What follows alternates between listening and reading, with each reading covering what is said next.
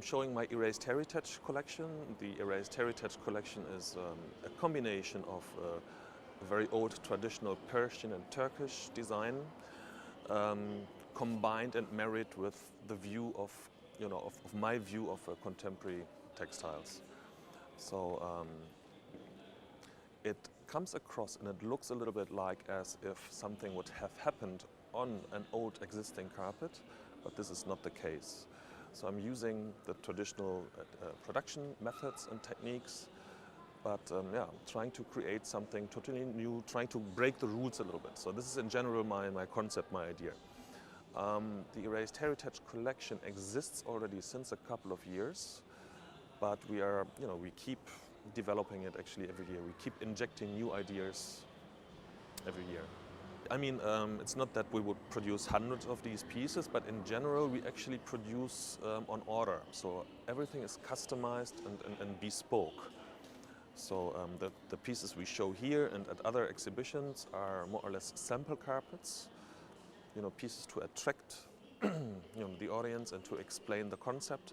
But at the end of the day, our clients, architects, designers, sometimes private people, they would order their individual and personal piece with us. It's my first furniture in a way. I think it connects very well to the product which we are doing, but also to the world where the culture is based, like the Oriental, Bohemian kind of way and lifestyle. Actually, some 20 years ago, I traveled with my dad to South Iran, and we were invited to a family, by a family who were still traveling like as nomads. And they used such kind of very large pillows, very large, almost mattresses. And that's kind of a revival, or a modern contemporary interpretation. My grandfather and my father both were in the same field, but not so much as producers or as creators, but they were more into the trade. So they were buying stuff, existing pieces in Afghanistan, in Iran, Turkey, southern Russia, for example, and brought them to Europe.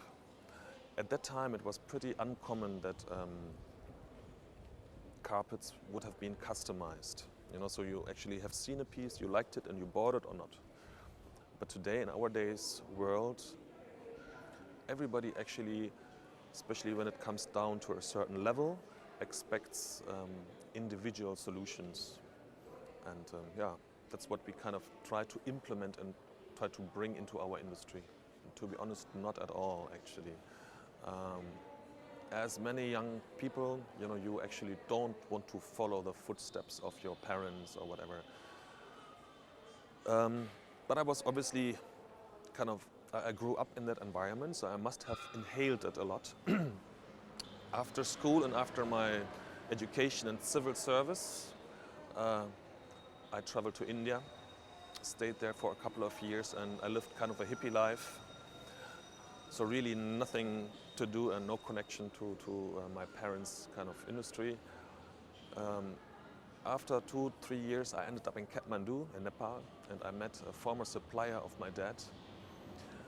And to make a long story short, 3 months later, I was his man in Kathmandu working. I actually didn't want to come back to Europe, so my goal was not so much to go into the industry, but to live in Asia. And that's about 22, 23 years ago now. So I used to work for that family for a couple of years.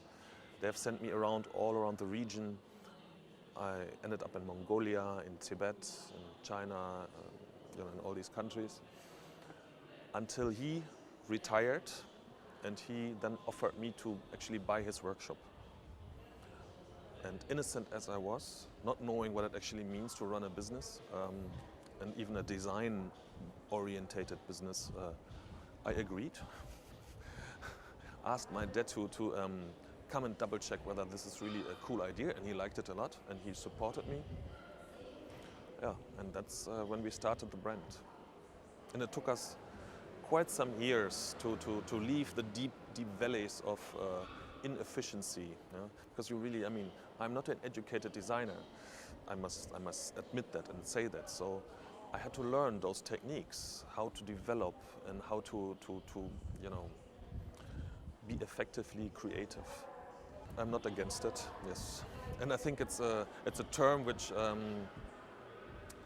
let me put it this way, it's legal to call me a designer. Yeah? Yes. No, I think by now, yes, because we have really developed certain handwritings, and I also believe, without that I want to be too much big-headed, that my people, my team and me, that we have actually made handmade carpets again attractive, because they were really out. 10 years back, 15 years back, nobody wanted to have anything to do with that kind of field. And I think we managed to bring it back into, you know, into the spotlight. I'm almost every month there. I would consider Nepal as my second home, although I live in Germany and in Thailand. We also run some workshops in northern Thailand. But yes, I'm strongly connected to that region and to that culture. See, in our days, everybody's online, so we are still using, of course, the old way of production. And everything is done by hand, even the wool and the silk is spun by hand, and the weaving and the knotting takes place by hand. But the design process is a modern, contemporary process. We work with certain computer programs, and we have developed a system so that the weaver actually sees a map in front of her or him, which then the weaver can follow, you know, knot by knot. Every knot has information on that so-called graph paper. So we are producing those designs in graph papers here in Europe, and we would send them online to our productions. But still, it is very important that I'm there on a very regular basis to keep the quality alive, to be on top of it. When it comes down to the technique itself, not really. We are combining maybe techniques which usually would not have been combined. This is something new, maybe. Yes, no. I'm trying to. You know, when it comes down to craftsmanship, I'm a bit conservative. So I'm trying to really stick to those old methods. No, but I've used the word efficiency already a couple of times. You know, since we live in a very transparent, very fast world, we have to make sure that the carpets which a person in, let's say, Abu Dhabi or New York or Milan would order with us arrives in time. And it's been done without too many mistakes and all that. So in that sense, we have definitely upgraded the whole process. Yeah.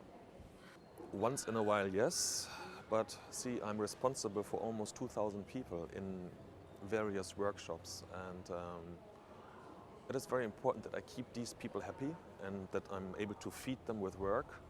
So I have to be very careful by bringing new people on board, you know, because I have to, as I said, I have to make sure that the people who are with me since many years, that, you know, that they're happy. It's an awesome environment. I really, yeah, I love it. I've seen it last year as a visitor, and yeah. We luckily got one of the really, really nice, large ballrooms. I don't know what it was originally, but no, it's a very, very cool contrast to our products.